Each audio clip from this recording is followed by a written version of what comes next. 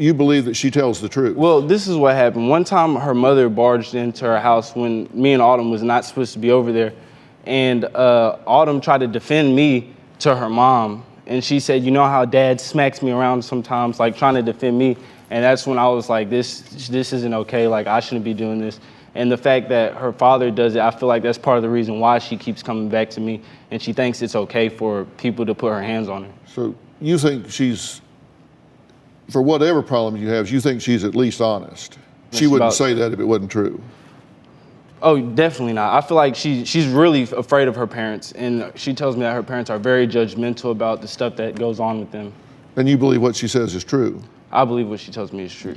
So when she says that you sexually assaulted her, then that would be true too? Under conditions, I did not sexually assault her. No, I did not sexually assault her, but... Well, when do we believe her? Do we believe when she's talking about someone else but not about you? She believes she was. Under the circumstances, she believes that she was. She does not doubt that she was sexually assaulted. Okay, well, let's talk about what you said about the night. All right. You said that you, on the 10th of September in 2017, you picked Autumn up from a club. Yeah. This is what you said, that you found her passed out in a car with some unknown man. Yes, sir. And that you finally were able to wake her up, and she fell to her knees when she got out of the car. Yeah, when she picked up, she fell down. Yeah. And that you put her in your car to drive home, and somewhere along the way you slammed on the brakes and Autumn hit her head on the window or the dashboard. Yes, sir. You slammed on the brakes on purpose? Yes. And why did you do that? Because I was like, who is that guy you was with? And she was like, what guy? I don't know who you're talking about. I slammed on the brakes. I started screaming. I was like, who is that guy you was with? I pushed her head up on the door. I was screaming at her, and she's like punching me, kicking me. And I grab her wrist. I forcefully push her into the backseat, and then I take off driving. We get back to my house, and then we're just laying down, because by then I'm cooled down.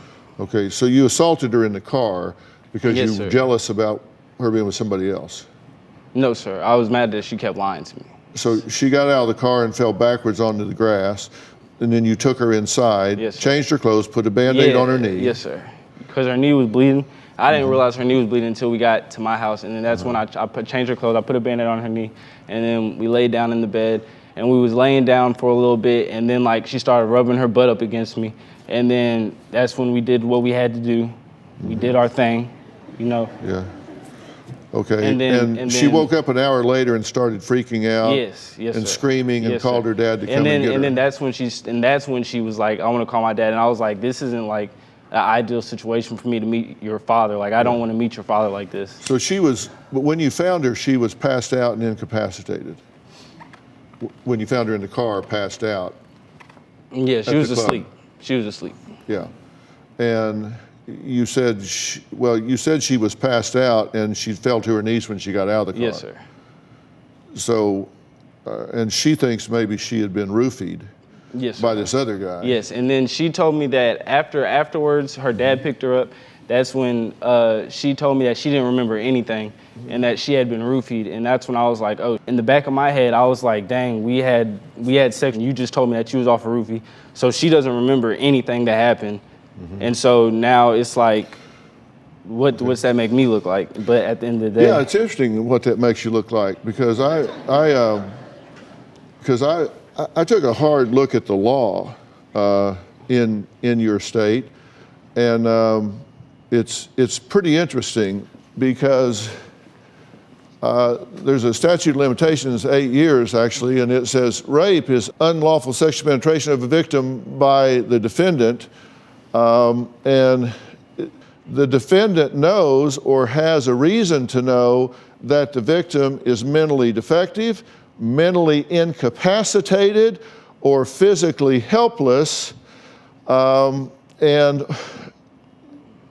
it's not 1, 2, 3, 4. It's not that you have to meet all of these. Any one of these. Yes, sir. You assault her in the car. You say she was incapacitated when you found her. Yeah, when I found her. Then you assault her in the car. Then you go home and she's clearly incapacitated. And no, you still... There was time lapse. That's my girlfriend. We've had sex plenty of times. We've had sex every day, countless times, like yesterday, like this morning, like all the time. What does Autumn see in you? Yeah. Oh my God.